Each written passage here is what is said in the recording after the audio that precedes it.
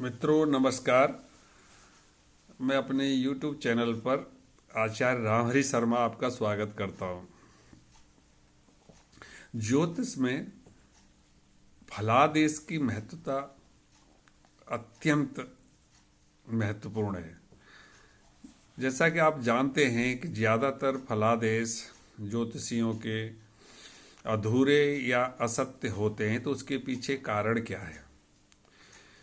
ये निर्विवाद सत्य है कि ज्योतिष का फलादेश ईश्वरीय अनुकंपा पर आधारित है।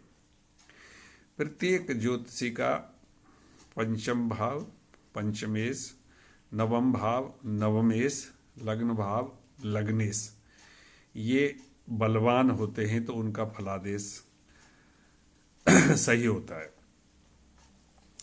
जातक के विषय में भूत, वर्तमान एवं भविष्य इन सब बातों को बता पाना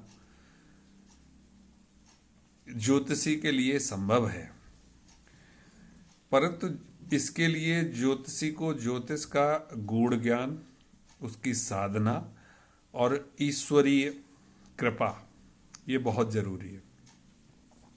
वैसे कहा गया है कि जैसे मृत्यु, यश, अपयश, हानि, लाभ, जीवन और मरण इनके बारे में कोई नहीं जानता।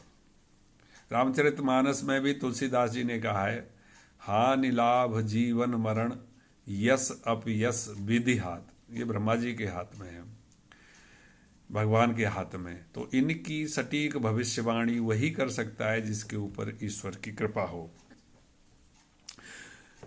सही फलादेश करने के लिए ज्योतिषी को चाहिए कि वो अपनी जिह्वा पर नियंत्रण रखे और ज्योतिषी के चक्षु, घ्राण, त्वचा, जिह्वा एवं स्रोत मतलब 5 जो ज्ञानेंद्रियां हैं उन पर उसका कंट्रोल रहे।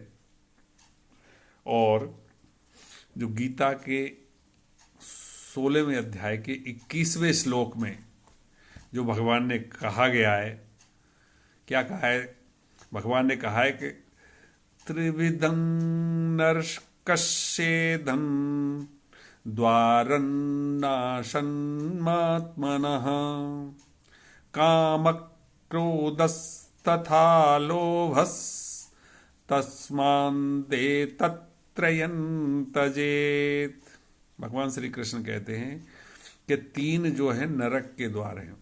कौन? काम, क्रोध और लोभ। तस्मान दे तत्त्रयन त्यजेत। इसलिए इन तीनों को त्याग देना चाहिए। तो ज्योतिषी को अगर ये 3 जो नरक के द्वार हैं, काम, क्रोध और लोभ, इन तीनों को अगर उसने त्याग दिया है, त्याग नहीं दिया क्यों करना तो बड़ा मुश्किल है, असंभव है, लेकिन फिर भी मिनिमम कर दिया है, कम से कम कर दिया है, तो वो वास्तव में सच्चा फलादेश करने का अधिकारी है। ज्योतिषी को अपनी कभी प्रशंसा नहीं करनी चाहिए और दूसरे ज्योतिषी की कभी निंदा नहीं करनी चाहिए।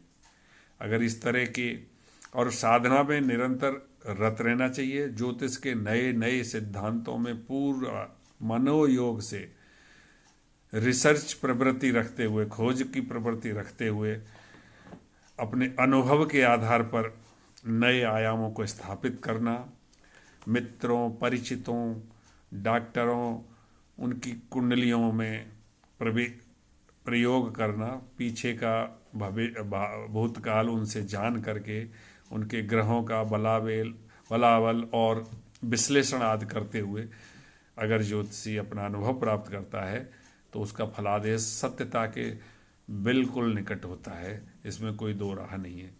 अतः प्रत्येक ज्योतिषी को फलादेश करने से पहले इन सारी बातों का महत्वपूर्ण ध्यान रखना चाहिए। धन्यवाद।